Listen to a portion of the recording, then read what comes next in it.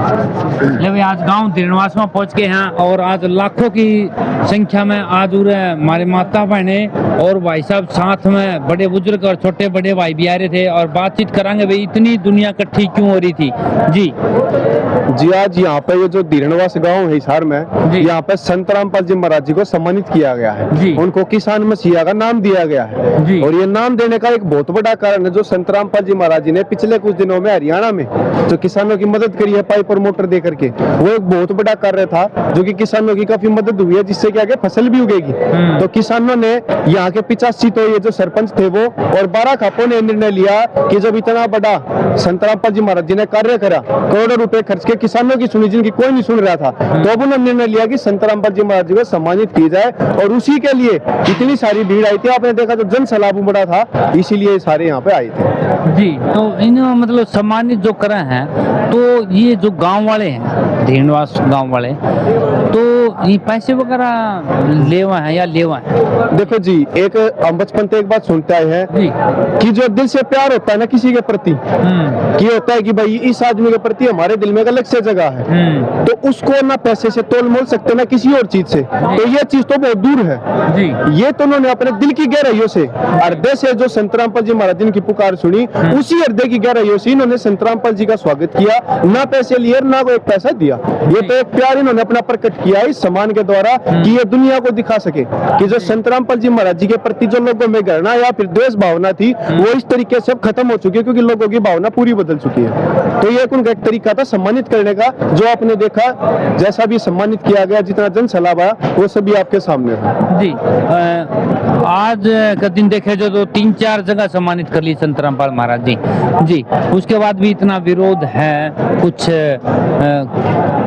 किसानों के प्रति, कुछ संत रामपाल महाराज के प्रति, फिर भी विरोध कम नहीं हो रहा है। मतलब क्या ये मतलब समाज ऐसा ही रहेगा या फिर संत रामपाल महाराज के प्रति कुछ प्यार भी बढ़ेगा? देखो जी, संत रामपाल जी महाराज एक वाणी बोले अगर और वह वाणी इतनी बढ़िया कि उसका सब कुछ क्लियर हो जाए कि बड़े बड़ाई करा करें और गाली का डे अच्छा जी। तो जो बड़ा आदमी होता है ना, जिसका जो दिमाग बिल्कुल साफ होता है, जिसके दिमाग में कोई किसी प्रकार की देश भावना किसी के प्रति नहीं होती, वो तो होते हैं बड़े जो हमेशा करते हैं बड़ाई। और जो ये गाली का डबो अच्छे आदमी हुआ करें तो उनमें तक के खत्म करेंगे, वह तो जो चलते चलते रहेंगे। हाँ, इतना है कि जैसे जैसे जो अच्छाई के कार्य देखेंगे, जो उनके मन की भावना है वो एक दिन जरूर बदलेगी, क्योंकि संत रामपाल जी महाराज जी ने तो जो प्रयास 1994 से शुरू करा था और 25 आ गई, इन 30-35 साल में प्रयास एक दिन भी कम नहीं करा है। प्रयास केवल इतना सच्चा ज्ञान देना।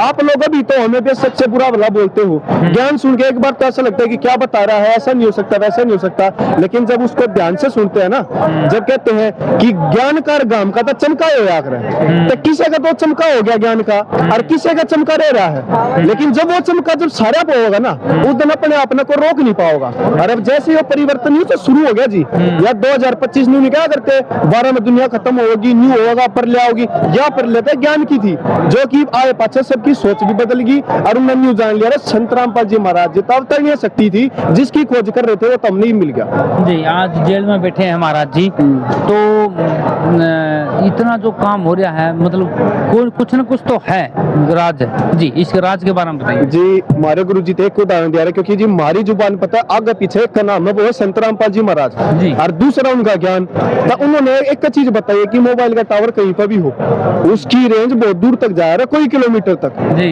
और जी हमारे लिए तो भगवान है, स्वयं भी भगवान है। कबीर साहब जैसे 600 वर्ष पहले आए थे, आज फिर आ चुके हैं। वो चाहे जेल में बैठे हो, जैसे एक की कहावत थी एक भाई ने की थी, बाबा चाहे जेल में चाहे रेल में, उसका ज्ञान और उसकी शक्ति उसके कल्याणकारी है तो नहीं चलेंगे। तो जी फर्क कोई नहीं पड़ रहा है, रोकने वाले कोशिश करते रहोगे। जैसे नहीं क्या करे आके एक गधा रेल में रोकेगा तो रेल तो उसने उड़ावेगी, तो वो काम ही दिखने लग रहा है। तो रेल की आगे आया तो कोई फायदा नहीं। और जिस सब कहने लग रहा है आज के टाइम तक आंधी नहीं तूफान है और संत नहीं भगवान है। तो जेल में है चाहे बाहर है, पहले तो हमारे दिल में है और सभी भक्तों के साथ में है। तो वो तो अंदर है चाहे बाहर है, उनके कार्य ऐसे चलते रहेंगे और कोई मन में चीज नहीं। जितने बाहर आऊंगे पूरा तो हरियाणा देखेगा, पूरा देश देखेगा, पूरा विदेश देखेगा और डंका बाजेगा। संत होता ईसा हो और ई बिन ने वो चीज करके दिखा दी और समय शुरू आ गया। जैसे कहते हैं ना अपना टाइम आएगा, वो अपना टाइम ही आ गया जी। देशवासी आपको देख रहे हैं, आखिरी संदेश जो दोगे नौजवानों को, जो आज के दिन आने वाली पीढ़ी नशे से लथपथ हो गई है और 20 से 30 साल की उम्र में अपनी मौत गले लगा लेते हैं जी। देखो जी, ये चीजें है ना बहुत ज्यादा फैल चुकी है आज के टाइम जी और इस चीज को रोकने का एक सबसे बड़ा अच्छा जो उपाय है वो इतना है कि संत रामपाल जी महाराज जी के पहले तो सत्संग सुनना शुरू कर दो।